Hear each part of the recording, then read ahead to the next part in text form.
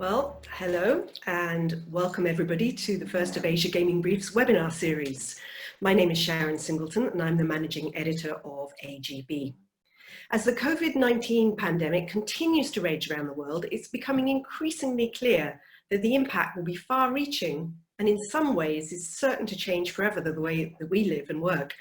According to Pew Research, some 93% of the global population lives in countries with travel restrictions. The disease has infected more than 1.5 people worldwide, 1.5 million people that is worldwide at the latest count. And it's no exaggeration to say that our own industry has been one of the hardest hit. Almost every casino in the world, with the exception of Macau, is now closed. But still, there have been some silver linings. The online gaming industry is reportedly seeing a huge spike in activity.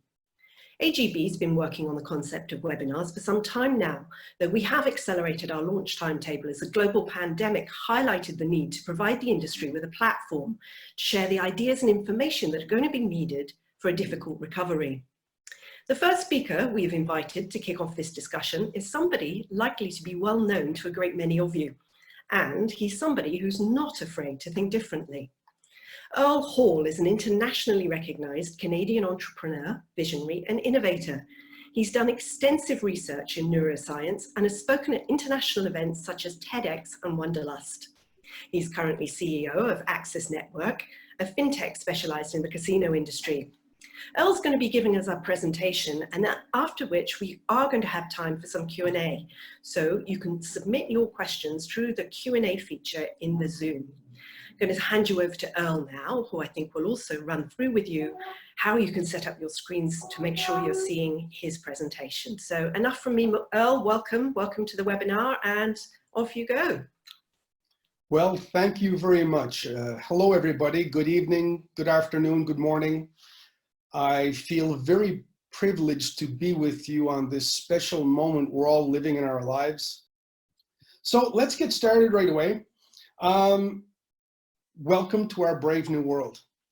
People that think that we're not going to change coming out of this experience, well, I'm going to bring in some basic human science theory to show why we're going to change, and then I might surprise you with a couple of tongue-in-cheek predictions. So I've already been introduced. I really don't want to do it again. The only thing I will draw your attention to is the reason why I'm doing this is because I've been studying human behavior for about 12 years now. I've had the extreme privilege to do 2 TEDx conferences that are really focused on neuroscience. And if we can learn anything about the economic mayhem, the demographic mayhem that's going on, it's all human behavior based, how people react to things that happen. So the most important slide today is this one. I don't want to disappoint any of my friends, but I'm not an astrologer. Unfortunately, I'm not an astronomer, and notwithstanding what some people think, I'm not a time traveler either. These views that I'm expressing are all my own. They're my own thoughts from my travels. They're my own thoughts from my research. And once again, these thoughts and these observations may expire before I even have a chance to say them to you today. So let's take this for what it is. And what it is I want to share why I'm doing this. It's important to know that when you travel as much as I do, you see things happening in different places in different times. Things that may be happening in Malaysia happen before or after they happen in Brisbane. Things that are happening in Brazil may happen a long time after they happen in the United States, if you're looking at what's going on with the announcements that they're making right now. So my goal is to share what I see, what I observe, and what I see as patterns. But my real goal is not to be able to be accurate or to have knowledge that other people don't have. My goal is to make you think. Why do you need to think? It's because while everybody is feeling like they're being oppressed by what's going on, there is a wealth of opportunity going on at the same time. Change is the most beautiful moment you can ever have when you embrace it. As well, this is the most beautiful time to plan. I know it's a great time to drink wine, to cook, to catch up on the 4,000 Netflix shows that you haven't seen, but this is an extraordinary moment in history to plan for the future. And probably the real point, it's time to profit from it. And I say that in an economic point of view, I say that in a strategic point of view, and I say that most definitely in a human point of view. The people that really take the time to embrace, embark, and engage this moment will profit from it, and I really hope make our world a much better place. So here are some of the premises upon which my observations are built. Number one, humans absolutely physiologically need to be around other humans. They're a social pack animal.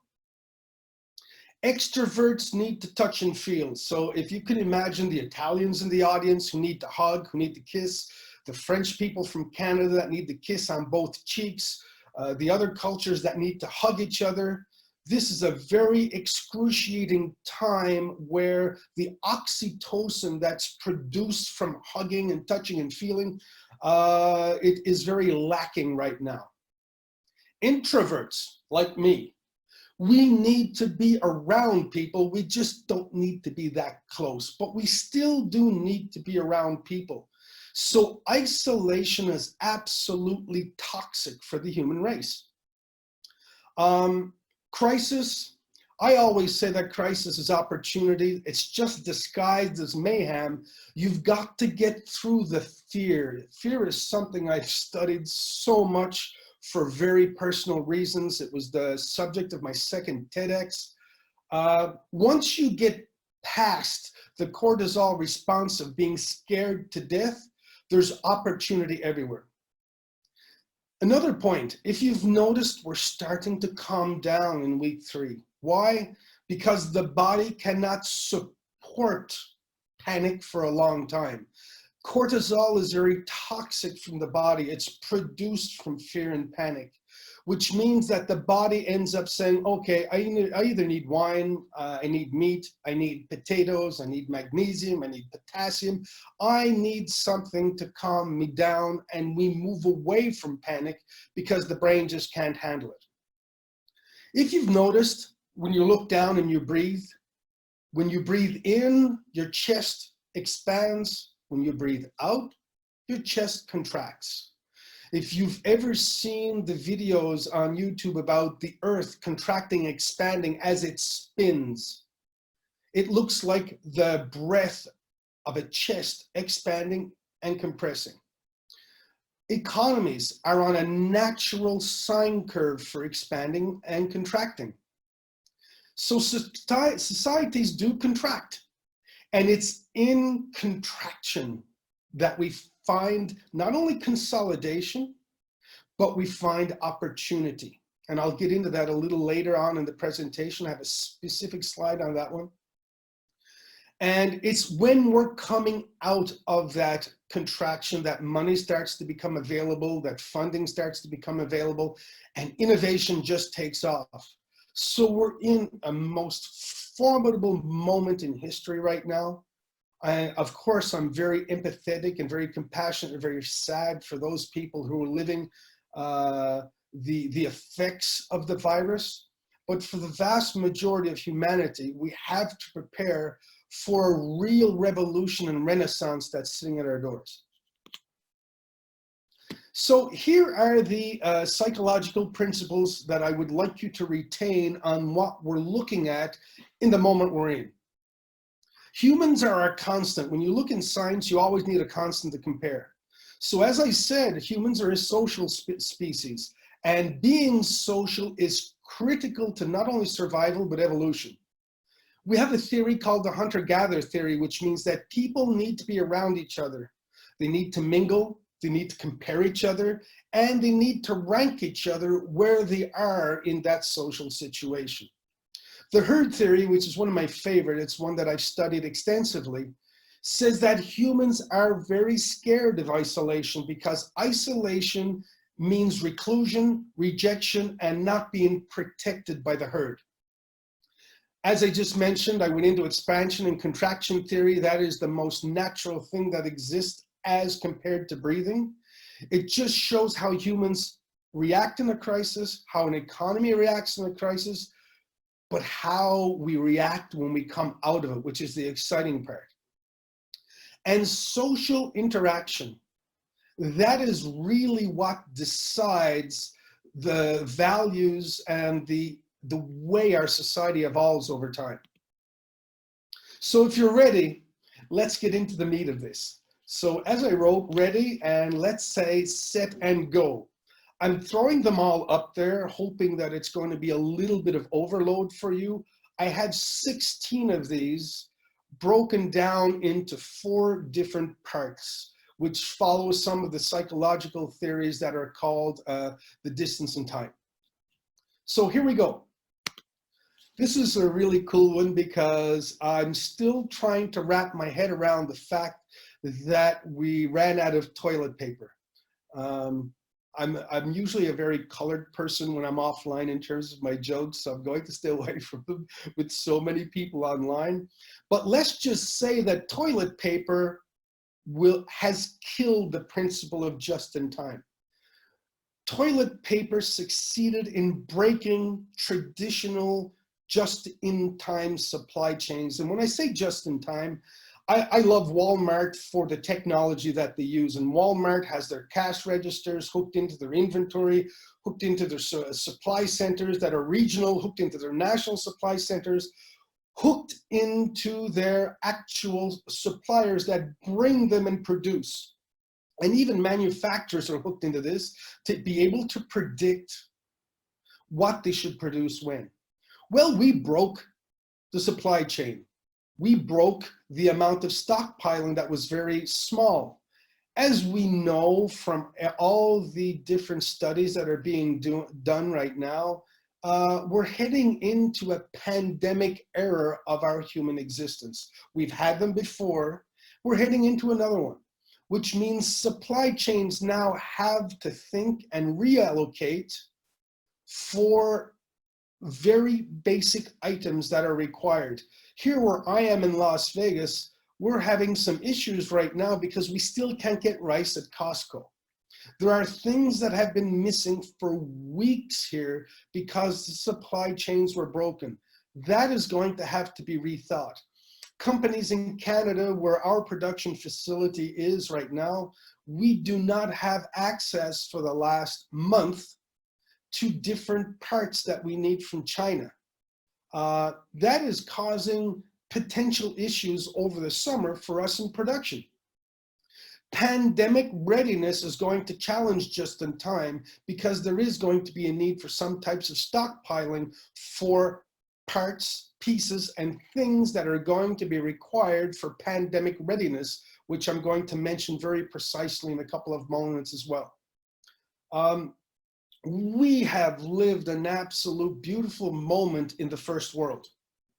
In the first world, since World War II, we became very complacent in the fact that we took a lot of things for granted: water, electricity, internet, heat, comfort, food, all of those things. In the third world, those things have never been taken for granted. And right now, the first world is really dominating a lot of the news with missing things that are taken for granted in our just-in-time world.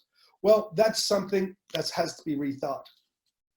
Well, we know our social distancer by excellence. His or her name is called Santa Claus.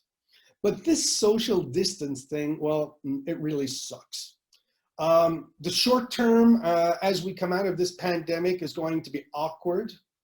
When I go out for my walk, people distance themselves. In one of the most friendly cities in the world, people have stopped saying hello a lot. So the short term will be awkward as we figure out what was this slap in the face that we all received about social distancing. The midterm, I believe it will be culture and religion based. You will see some cultures that are going to be practicing social distancing a lot more than others. Some have been practicing it for a while. So there will be some residue of social distancing in the midterm. But in the long term, I really don't see how social distancing will overtake the fundamental cultural base that Italians, that French, like where I live, are from. I don't see myself at Christmas not giving my mother-in-law two kisses on the cheek. It is embedded into the way I love and respect her. So this is a social distancing thing. It's just really strange. Maslow is back. I've been excited to talk about that one. Basic needs, just in time. My couple of trips to Costco before I gave up the lines, I saw people buying freezers, and food. So we went to a point in time where we were buying the food for the day that day. Coming from a very small tropical island in Canada called Newfoundland, that's not something I grew up with because food was our basic element of survival. So I think on the psychological level of Maslow, on the safety level of Maslow, we will see some basic behavioral changes as people realize that the rug may be taken out from under their feet a little bit more rapidly than we thought in the comfortable world that we were in over the past, let's say 20 years. Socialism. I do absolutely believe socialism will be on the rise, and I don't want to go to the ideology of some political sociology, but when I say socialism, I really mean protecting basic needs.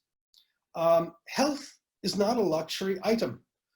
We have seen famous actors, we have seen rich people, we have seen way too many not so rich people dying from this virus. I really do think there is going to be a wave of rethinking how health should be included as a basic need. Being a Canadian that has proudly served my country in the Army, I'm absolutely in awe and in love of how my country has attacked this virus and has really done the work with the citizens itself to lower the curve. That is something that we've really got to think about of how do we create some new safeguards in the social safety net to make sure that everybody has access to a healthier life. Online everything, this was something that I wasn't expecting, to see how many people have created accounts of Amazon online, all these messages saying, you have no idea what I found online. Earle, I bought wine online that was cheaper. Earle, I bought steaks online. They were 10 times better than this place. Online everything. People are cooped up, people are shopping, people are trying things. The low end, and I want to be a little bit clearer about this one. There are commodity items that we really don't need to spend an hour and a half in traffic to go buy. High-end items, because of the stress of making the choice, I do believe that the high end is going to stay where it is in bricks and mortar. But whether it be getting online groceries, which I've been having a lot of fun with Sprouts here in Las Vegas, who's doing an absolute magnificent job of choosing beautiful produce and bringing it to where I live. We're going to see in the commodity world a sustained surge in the online everything. Is it going to be death to retail? That's what the D2R means. I'm not sure, but I do know there's going to be a wave of mergers and acquisitions, as I'll talk about later on. We're going to see consolidation as online because of convenience, because of time, because of the fact that we may have to work a little bit harder when we come out of this crisis. I think that the online everything is going to be there to stay. This one I have been predicting for a long while. If you go in my industry in a casino in South Africa, if you go to Poland, if you go to Mexico, cashless has been there for a long while. I was absolutely flabbergasted that somebody in a retail store refused paper cash not too long ago. It's happened more than once. I think coins are dead. They're too dirty. They've always been dirty. But will retail keep refusing paper? Something to think about. But this has absolutely been the best excuse I've ever seen for digital currency acceleration. If anybody saw the stimulus bill in the United States, the first draft that came out had a out of left field curveball thrown in there saying it is time for a digital currency in the United States. Somebody took that out for now, underlining for now. But we are definitely going to hit the gas on our digital society. Yeah, I know this is the controversial slide. I had to put it in there. Someone that I absolutely love and respect. He's one of our biggest predictability geniuses on this planet. His name is Duncan Stewart at Deloitte. He is their in-residence predictor. He has actually just put out a beautiful study on the acceleration of robotization. And I know I didn't pronounce that right, but it's my French accent. It is the acceleration of robot use. And I did want to coin a phrase to get this a little bit more in your face, but robots don't get sick. If we really do have a Black Plague level pandemic where 20% of the earth is down, who is going to produce masks? Who is going to produce this? Who is going to keep the supply chain moving? How are our basic needs going to be reinforced? And how are we going to keep the pandemic supply chain moving? Because robots don't get sick, I absolutely believe we're going to see an acceleration in robotization. And where we say robotization, we say artificial intelligence. Artificial intelligence is really one of the 3 pillars of my own organization that my beautiful team has built with me. AI is becoming the competitive edge, and I'm not here to talk about that, but a big piece of the future of robots is AI. And I want to remind everybody, we're almost halfway through right now, I'm not looking to be right. Again, I'm looking to challenge you with the businesses you've built, the people you employ, the job you have, to see how you can make your life better, more profitable, and how you can gain from this crisis to have a much better life coming out for you, your colleagues, your business, your world, and most importantly, the dreams you want to accomplish. This is another in-your-face slide. I absolutely love that wire being cut. I've been screaming this one for maybe 10 years. We used to say illiteracy back when I was growing up was somebody that couldn't read. In the year 2000, I did a controversial conference where I said the future of illiteracy was going to be those who could find something on internet and so those that didn't even know internet existed. In 2010, I said that illiteracy was going to become those that used e-commerce and those that didn't, because those that didn't could only buy things locally, where those that do use e-commerce can find anything on the planet. Well, it's time to strap in, folks, because we've just gone ballistic, and in a very big way. As those that follow me in my professional life know, as much as I am excited about quantum computing, I'm scared to death about quantum computing because I follow the quantum hackers and what they're doing. So right now, everybody's home isolated, and the equilibrium theories say that when you have one extreme, there's another extreme that emerges to balance them out. Well, because everybody is home, have you noticed that everybody is cloud? If somebody is not cloud, well, that's called talking to yourself or working on a typewriter. So as you've noticed, even though we're all isolated, we've never been more connected. So this mayhem that we're experiencing has actually been the last of all of the triggers we were waiting for us to think that our entire world must be cloud today. If your numbers, if your finances, if your accounting is sitting at a desktop or a server inside of your business, it's absolutely useless to you in a situation like this. Whereas cloud, redundancy, and those things are actually making all the difference.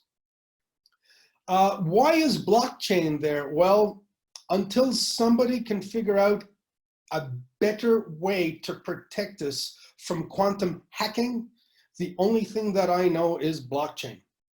As I mentioned before, this is an absolute beautiful moment in the medical science industry because artificial intelligence is the absolute Academy winner right now in working on this pandemic, for the simple reason is that a lot of the researchers around the world right now are using AI to predict all kinds of things in the medical field to get us out of this funk that we're in. And once again, digital not only applies to cloud and to security and to predictability, it's going to apply to digital currencies. So, and when I say currencies, I'm not talking about Bitcoin. For those of that you know me, every time someone says the word Bitcoin, I go, "Hurr." When I say digital currencies, I would really challenge you to start reading on what a stable coin is. It's a digital currency equivalent to a fiat or a paper currency. And it's how we can move a physical dollar out of our pockets into a telephone, into a QR code, and move it around the world faster than you can blink your eyes. So that's one challenge that I would like for you to take away, is to really dig into what digital currencies really are. Oh, this is not a prediction. This is me praying to whoever I pray to every single night before I go to bed. I have deleted so many people on my private Facebook because they're either 5G scientists or they are now political correspondents, or they've become social media influencers on who you should vote for, how the pandemic is panning out, what you should do to get out of the pandemic, what your signs are. Social media has turned into social vomit and social divide. So while this is not only a prediction, it's something I'm praying for, we need to find some social media mediation. There are kids out there that are looking at their uncles and aunts predicting the end of the world. There are cousins out there saying, why don't we gather 50 people in a park to play soccer, and 30 of them get infected. So I do honestly think that we have to figure out some way. We have credit scores. You can't get a house if you've gone bankrupt and burned 600 credit cards. We have a clout score on social media, which is a technology that didn't really take off like it should have. But we've got to figure out some way to protect humans from themselves, because social media is destroying families, it's destroying communities, it's destroying the intellectual side of the left brain because people are being fed with toxicity. So I'm really praying for some kind of social media credibility score, so that the people that get 600 strikes out, the people that don't have the courage to say anything true, researched, intelligent, nice, like my mother would always say, if you don't have anything nice to say, don't say anything at all. I think social media needs to be cleaned up, and this wave of mayhem that has been caused by people spreading fear, by people spreading hate, by people spreading ignorance, it has to end. I was actually hoping last week that, here was another one of the rumors going around last week, that people were saying they were going to shut internet off. Oh, yeah. Well, I would have loved for them to shut off Facebook for the week. It would have been such a break, but I ended up just deleting maybe about 150 people instead. Oh. This, once again, this is a really out of the box praying one. This fake news stuff, and actually people that I thought were very, very, very, very credible in my Facebook, pumping out fake news. There is a lot of beautiful initiatives around the planet right now of bringing news onto a blockchain so that it cannot be modified, it cannot be falsified, and it cannot be bad smellified. We have to get credible news put onto a blockchain so that it cannot be modified, people. For anybody that has Adobe Pro, you can modify anything, anytime, anywhere. So right now, anything you see or read doesn't have a cloud score. It doesn't have any type of a financial economic score. So how do we know anything is true right now? We need blockchain. This one. If you were ever to screenshot and take away a screen, it has to be this one. We've gone from IQ to EQ, emotional intelligence, to now we're getting into the delicious part of our world. One of the biggest gifts that we've been given right now is cultural intelligence. The emerging leader is not the same person that he or she was about a month ago. Organizations are not what they were about a month ago. Right now, cultural intelligence, how we build a culture. Are you calling up your people? Are you checking on your people? Are you seeing how they're doing? Is there any violence in the family? Is there any suicidal tendencies? Is anybody in the organization in a financial crisis because of what's going on? Cultural intelligence is going to become the most delicious and the most beautiful part of organizations moving forward. Cultural intelligence has been around for a while, but it hasn't been at the forefront of how you build a competitive organization. We've always been saying since Mary Parker Follett coined this a long time ago that humans were the heart of the organizations. But now we're upgrading this to cultural intelligence is going to be the competitive edge. Virtual. I'm not meaning that we're going to have to ship out 500 scuba masks with really cool graphics inside them to everybody, but virtual organizations will take hold. And my prediction here is, and this is part of my own organization that I'm working on right now, is I'm calling it the individual organization. It's where you sit with each person and you say, what do you really need? It goes way beyond flexible scheduling. It goes way beyond being able to come in late and leave early and all that stuff. But when you have a one-to-one contract of what that person really needs to be able to perform and be happy, to be productive, and to be very inspired, the individual organization is going to move out of this mayhem and really fuel cultural intelligence. I don't think we can argue that we have to move our organizations to be cloud driven. I'm very privileged to have a beautifully brilliant and savvy bunch of crazies in my own organization. We have been paperless and 100% cloud for the last 6 years. Security is going to be a big issue. It's all fun and games right now. Everybody's home. Everybody's doing their best. Everybody's trying to, and I'm going to joke with a member of my own organization right now, everybody's trying to live with the kids jumping on the ceiling and breaking the tiles and screaming and crying and laughing and doing what they do at home. But security for remote work is going to become front and center. And virtual reality will accelerate. Why? Because there are very specific places. My team is starting to find it very hard right now to be able to not only work as a team, but my team, the office in our research and development lab in Canada is nothing but windows. They're all screens that we, instead of having walls that are made out of wood or anything else, they're made out of glass. So everybody spends their time drawing and whiteboarding out on these screens. So the virtual reality of being able to whiteboard may see some legs in the short term. As a matter of fact, that's something I'm very excited to try out with my own team in the very short term. Global meets local. I said this in the beginning.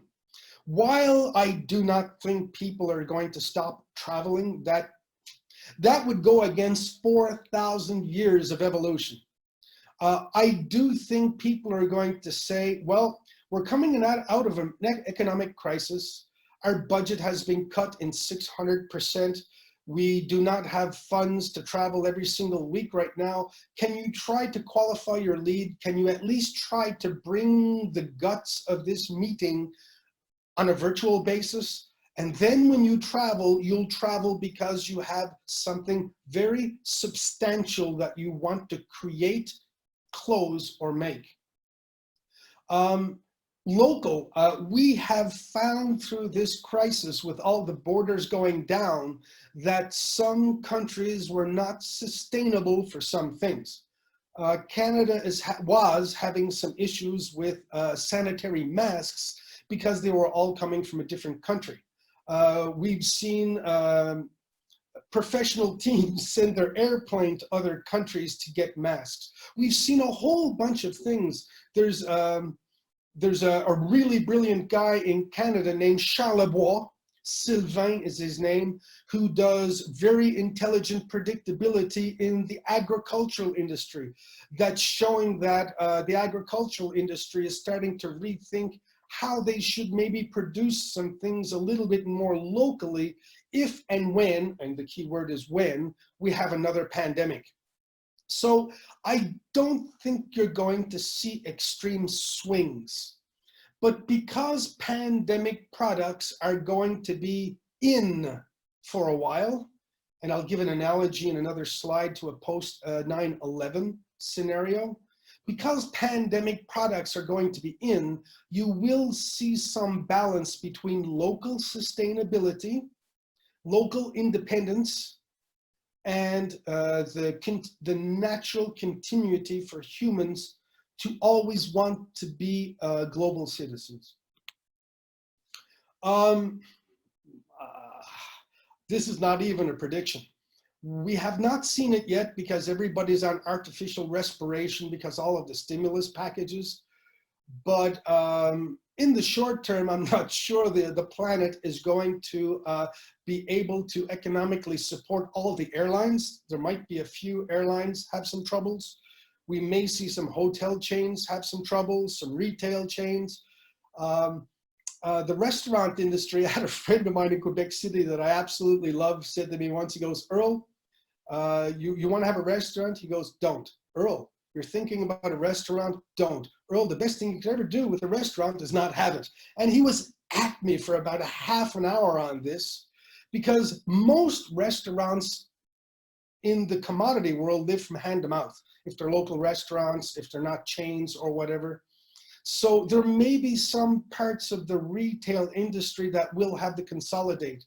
There are some of the Sears, S-E-A-R-S of this world that were already on artificial respiration. Hudson Bay seemed to have some issues already before the crisis. So I think economic recovery is going to equal mergers and acquisitions.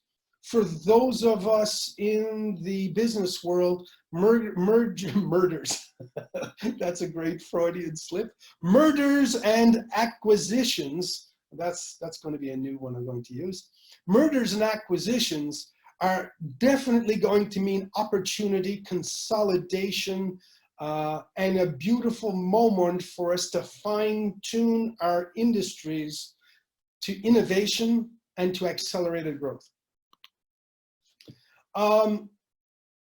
If you remember 911, 9/11 is the reason we take off our boots. 9/11 is the reason we take off our belts. 9/11 is the reason I don't travel with liquids anymore.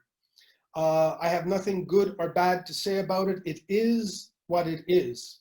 But if you remember 9/11, if you remember any catastrophic event, there is always a rebound afterwards because of fear, because of prevention, because of prediction. So we may see some post-pandemic prevention in the way we travel, in the way we do things, and especially in the way we try to prevent people from getting sick until all of this calms down. So I am expecting a little bit of discomfort as we try to prepare, because even though people like Bill Gates have been saying since 2015, as there's a pandemic coming, we can see it. H1N1 was nothing. There's a couple of other ones that came out that really didn't get any legs besides hurting some people that I really love. But we will see some post-pandemic preparation so that we don't get blindsided the next time. If you're not in the health industry, if you're not in the medical industry, if you're not investing in anything in the medical industry, this might be a great time to look at it. I don't think we've seen the end of the stock market crisis. Right now, it looks like somebody that's on steroids. It goes up, it goes down, it goes up, it goes down. Reminds me of my son when he used to have chocolate. He'd go up, he'd go down, up and down. We haven't seen any of the crashes come from Chapter 11s. We haven't seen any of the financial crisis, economic mayhem on the financial statements of companies.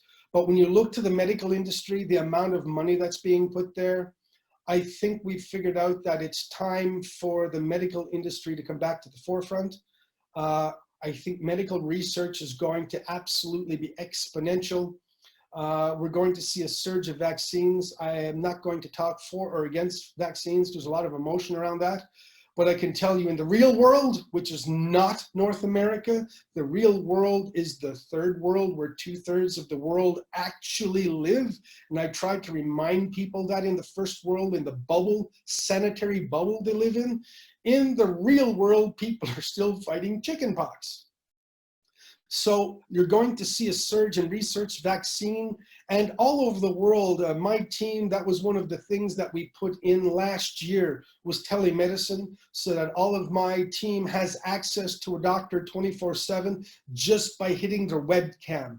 I think telemedicine is going to become absolutely a brilliant part of the opportunities coming out of this situation.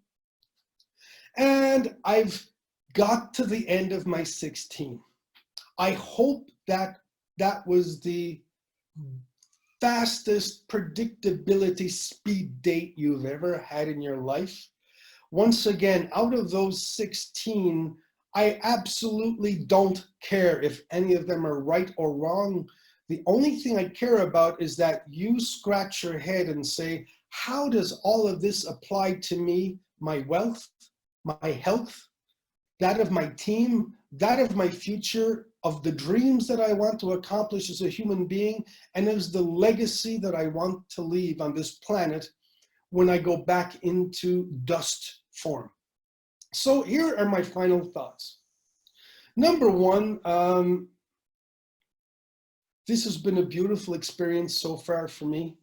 I'm so blessed that nobody in my immediate family or friends or my team has been very sick with this. I've been so blessed to not have to live that, like some of you probably have. But this has been a back to basics moment for us.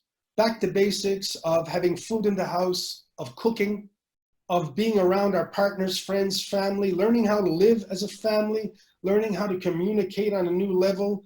And instead of living the rat race, can you remember a month ago when in the first world, you had a schedule where you were daddy taxi or mommy taxi, you had 400 classes to bring your kids to, you would be waiting outside the arena, running to soccer, doing this. You were absolutely nothing more than a human ping pong ball. And then the world went on a 2-month vacation. It's time for us to rethink how we act and interact, because the basics are really, really cool.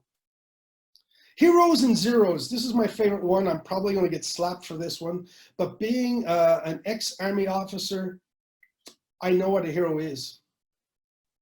Heroes are a guy named Yogi, my sergeant that never came back from Sarajevo. Heroes are the amount of firefighters that were buried in 9/11. Heroes are the nurses and doctors that are getting sick and dying right now trying to keep people alive.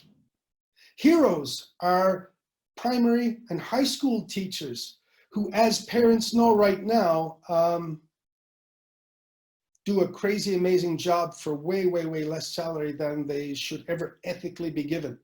So right now, instead of looking at baseball and hockey players as heroes, we're going back to basics once again, where the heroes are the people that are bringing our children from the bottom right up to graduating from high school, like Warren did in the high school in Quebec City with my son and his team.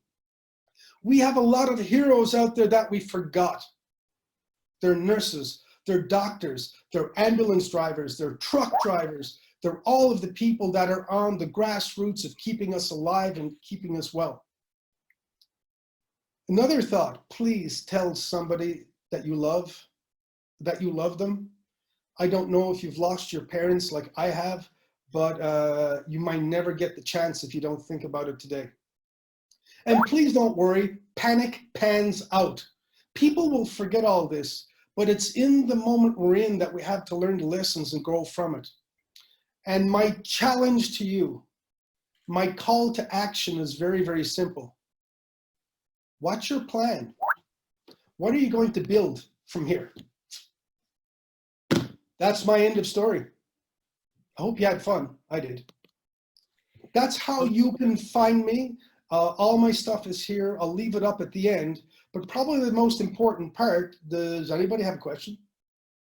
Yeah, we do have a few questions having come in, Earle. I have to say that was really thought-provoking, and particularly this idea that we're hitting the reset button for a while.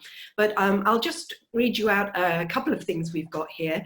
Firstly, I'm going to ask you something that our managing director wanted to know from you, Ms. Rosalind Wade, and I think it's quite pertinent to some of the things you've been talking about. She wants to know whether this crisis and the climate crisis that has also been going on in the background will ultimately mean a move away from markets and profits as the primary way that we order our economy to a system that values the protection of life. Nope. Nope. So back to business as normal. Nope. See, here's something, and I'm going to go right down on the thinnest amount of ice I could ever get out on to answer this one, but it's worth throwing it out there. It takes money to build things. It takes money to create health. It takes money to create all of this. So while it is fun to think that we can go back to basics and have nothing, or live on almost nothing, it takes a tremendous amount of wealth. And I'll give you just 99% of small businesses go bankrupt before their idea or their intellectual property sees the light of day. So if you look at that funnel, how many trillions of dollars does it take to create a pandemic vaccine? How many trillions of dollars does it take to create an iPhone from failed products like the Newton? So The world's wood that you put in the fire to be able to create, to make, to produce, and to build, it's economics, and that tool is money. So while I think in this short time we've had a 2-month world vacation to think about things, get back to basics, I think there is a number of people that will say, I'm not working 80 hours anymore, I've learned to live with less, I'm retiring, I'm semi-retiring, yes. But the motor of our planet needs money to do research to create products. So my answer is nope. Okay, so I'm going to perhaps go out on thinner ice here then as well and ask you, if we need the money, has this reset button at least bought us some time to perhaps embolden some politicians to push up the taxes and make the billionaires out there pay for a greater share with the wealth that they could never spend in their lifetimes? Oh, you asked me the question that I would never answer. See, the thing is, I'm privileged to work for billionaires. If you only knew the millions and millions and millions of dollars that they invest in research, technology, and businesses. See, the thing is that most people that don't know about millionaires and billionaires is that they got there by investing in projects, people, and ideas. They don't sit on their money in a bank account at 1% interest like a lot of people do. They get there by investing copious amounts of money to make and create things. So I'm going to leave that at that one, but I'm not going to go further on that answer. But if we think that billionaires just sit on their money, that's a fallacy that is just out of ignorance. I don't know absolutely not one of them that doesn't have hordes and scary amount of their money invested in all forums all over the world. So the only thing that I will say to your question is, right now, everybody that I know with a lot of money is just waiting to jump into the market and fund research, fund consolidation, fund mergers and acquisitions, as I just called them, because they know this is the time that we can actually spark and fuel innovation. I have a question here from Quebec for you. It says, yes, Quebec question. It says, it looks like online everything will also be with the local buying trend, and asking whether you're also seeing the trend towards more local buying online elsewhere in the world. Well, I guess this is not the right time to make a TO taxi joke in Montreal because they tried to compete against Uber and lost. It's going to be a balance of what the product is. I said earlier in my presentation that local sustainability is going to become a big thing, and I think it's going to stick around. Quebec has a Pinion Blue initiative going on right now. I'd say that it's going to be always based on economy of scale. So here's the thing. While people like to pretend they're loyal to local, at the end of the day, people are local to price. If a local product is double a global product, people will buy the global product and have it shipped in for free by Amazon. If the local product can be built, distributed at a competitive price with global, local will be awesome. But it's at the end of the day, when people forget about the economics of this crisis in 18 months and we're back into a full swing growth phase, the size of your wallet is going to determine the product you buy, as it always has. I have another audience question for you here, this time about AI and virtual reality. Somebody seems to be concerned about what our physical or individual reality is going to be in a world like this. What happens to face-to-face consulting, physical adjustments, for example, chiropractic, and those kind of things that just can't be done online? Well, I wouldn't say that chiropractic can't be done online. If you know chiropractics well, there's like a metal thing that you can use to actually do an adjustment instead of using hands. And you can actually fit somebody in a mold and do that. So there are things in the chiropractic world coming along. But I'm going to go out on a limb and say that humanity is going to get better through this because of the fact that we live a hypocrisy as humans. If you ever seen two people meet each other, oh, hi, I miss you so much. I haven't seen you in so long. Call me. And nobody calls each other. So what I'm thinking about this one is that if you've noticed, we've reinforced, like I have one of my buddies here in Las Vegas that I haven't seen in a while. And we talk every single day and send each other jokes on WhatsApp right now. And sometimes I think he's going to give me a heart attack from laughing. But the online experience that we're living is reinforcing those that are important to us. And it's pushing away those that are not. So I think while we're going to go back into a new balance that's going to be economy-based, because it's going to take a while for organizations to get back the amount of money, to get back to travel like they should. I think some things will always be in person just because you need to look in somebody's eyes and have confidence in them. Like for me, that's chiropractics. I need to see the human being that's going to break my back. I think there's going to be a new balance emerging of, before I spend money, I'm going to make sure that this is the best thing ever. And I need to take time with this answer and say, in 1997, everybody goes, nah, nobody's going to shop online.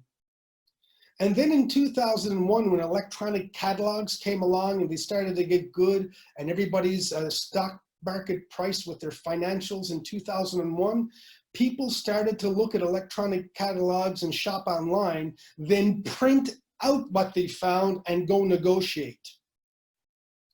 Right. And as we moved along and online became efficient, people slowly started to move online, the early adopters.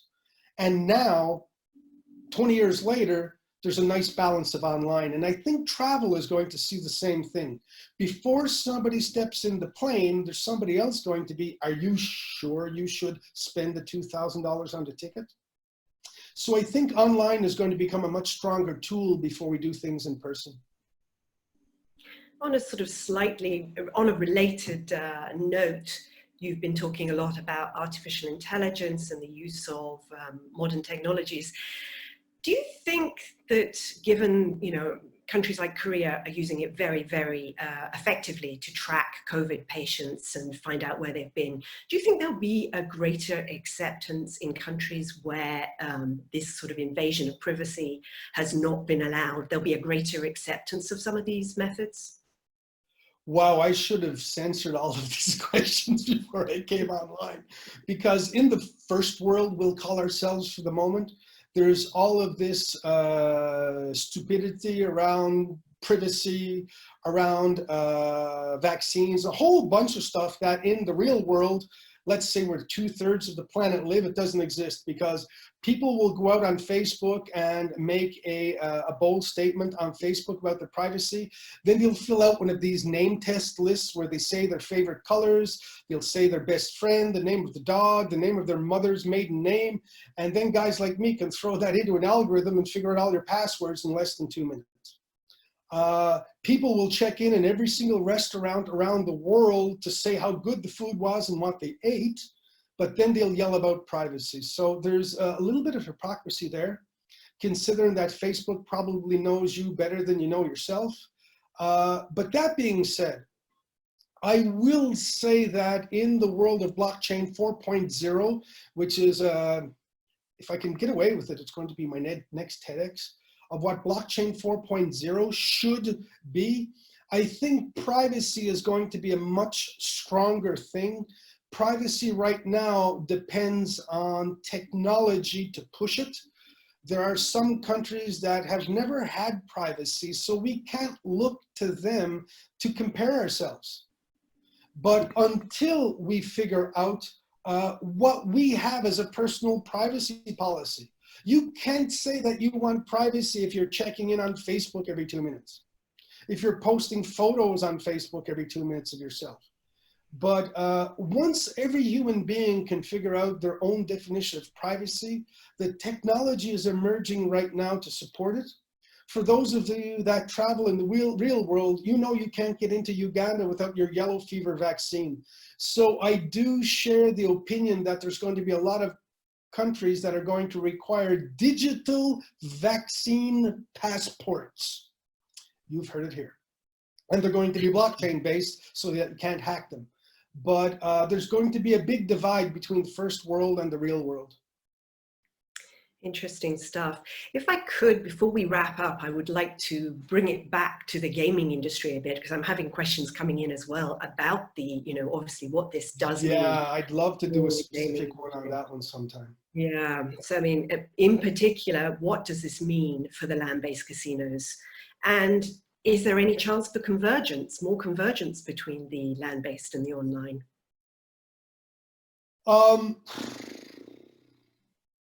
This is a long answer that I'm going to condense into a minute. From a technology point of view, I've been screaming for 15 years that the online and the land-based has to converge so that it's the same product when you're home in your basement and you're in the casino. But if you go back to my premises, especially the herd theory and the hunter-gatherer theory, people need to be in a social setting.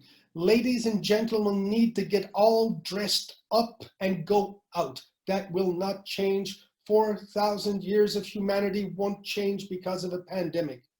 So I do not see anything crazy for local casinos.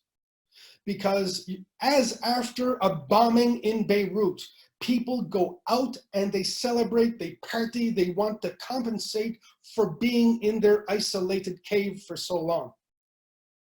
I see local casinos going back to the old way of doing things very, very rapidly. And then we'll see online tools coming in to support player engagement and player retention. Las Vegas, I am a little bit personally worried about the short term, and I'm not worried about only the casinos. I'm worried about the conferences, and I'm not worried about the fact that people don't want to fly to Vegas and party hardy after this. I'm just worried about all of the companies that don't necessarily have the financial means to pull off a $2 million conference and things like that in the short term. So local, if you remember the 2008 crisis, it was absolutely a beautiful moment for local casinos. And when you look at California and local casinos, that's where they became some of the most beautiful properties we have on this planet. So local, I'm not worried about. The Las Vegases of this world, where travel is included, hotels are included, expensive restaurants are included, and conferences are really the motor of all of this. We're going to have to figure out stimulus to get people to move around. I could follow up on that one as well, but I'm also getting some more audience questions coming in that I'd like to give them their chance to and I ask. I hope my answers are not destroying my presentation, because I'm showing you two different sides with my personal opinions instead of predictions. No, I think that's it's very understandable. But I have a question here from India saying the crisis has seen emergency powers invoked by a lot of governments and leaders to keep people under lockdown and at home. Will these powers be used more often? And will this become the new normal?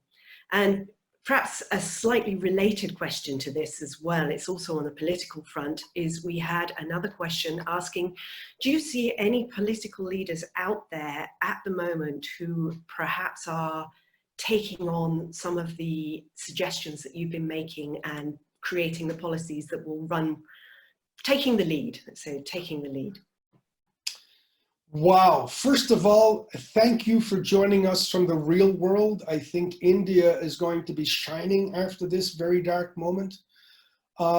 First of all, I'll use the United States as an example. For those that don't know the Wire Act in 2006, if my memory serves me correctly, and I probably made that mistake, but let's say 2006, basic rights were taken away.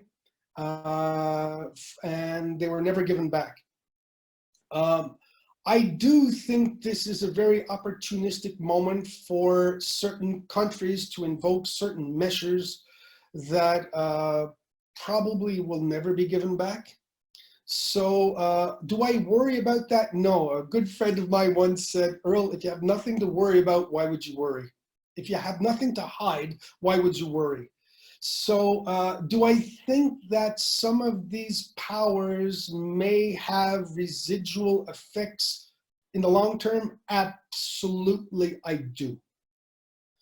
Do I see some political leaders? Yeah. Sorry to beat the drum, but I absolutely think Canada with our Prime Minister, I think New Zealand, wow. I think Australia, absolutely wow. I think England was so far behind the bus that they couldn't even read the license plate. That's something they should think about in the future. But the Commonwealth, don't you think that the Commonwealth countries kind of like stuck out in this one? I think we'll have to look at what Sweden has done, because they absolutely took a different route. And at the end of this, we're going to have a spreadsheet with all of the countries in it, the route they took, the cases that they had, but then we're going to have to figure out the culture of this. Germany, wow. The leadership in Germany was absolute. That lady is amazing. So there have been some countries that have taken extreme measures, and I think we're going to have, I think it's a great time to be studying political science, because we're going to have loads of bad examples to follow and a handful of really good ones to follow. And I do have to commend the Premier of Quebec, because out of most of the world leaders, I think his team built the best communication strategy I saw, where he was giving the population a daily situation report. So I have seen a lot of beautiful examples out there, but like I said again, this is a great time for political science, and the do's and don'ts coming out of this are really going to shape our political landscape. Thank you, Earle. I will ask just one last question to wrap it up, because I hope it brings together a few of the things that you've been talking about. On the one hand, this need for human contact and being social animals, and how we marry the two together with this remote learning and this more increased use of technology and AI.